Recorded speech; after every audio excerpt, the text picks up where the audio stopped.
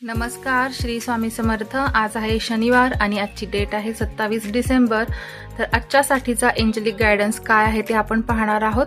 कृपया पूर्ण एंजलचा मेसेज पाहण्यासाठी व्हिडिओ शेवटपर्यंत पहा। पाहूयात काय आहे मेसेज। फक्त 27 नंबरचं कार्ड आपण साईडला ठेवूया, डेट 27 असल्यामुळे।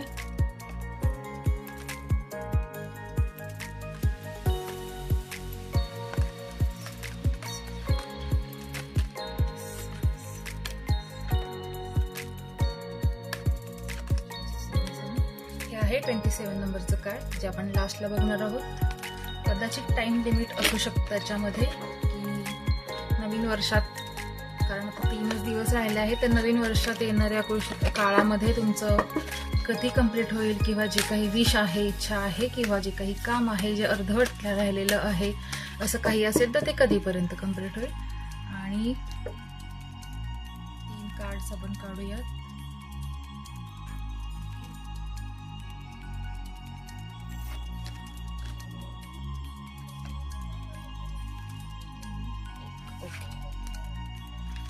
तर फर्स्ट बघूयात, एस नो मध्ये असेल अनलाइकली। अनलाइकली म्हणजे नक्कीच अजूनही तुम्हाला विचार करण्याची गरज आहे। अजूनही स्वतःचं कन्फर्मेशन होत नाहीये की काय करू, हे करू की ते करू किंवा करू की नको। या गोष्टीमध्ये अजूनही कन्फ्युजन आहे, तर ते निघालं पाहिजे आणि ते कन्फ्युजन दूर झालं पाहिजे।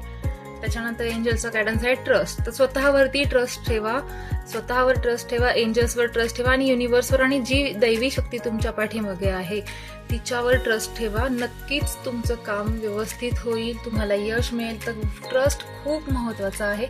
स्वतःवरती आधी विश्वास ठेवायला शिका की तुम्ही ते काम नक्कीच करू शकता। आणि अपॉर्च्युनिटी, त्यानंतर तुम्हाला जी अपॉर्च्युनिटी मिळेल ती गोल्डन अपॉर्च्युनिटी असेल आणि ती सोडू नका, कारण त्याच्यावरती तुमचं यश निर्भर असणार आहे।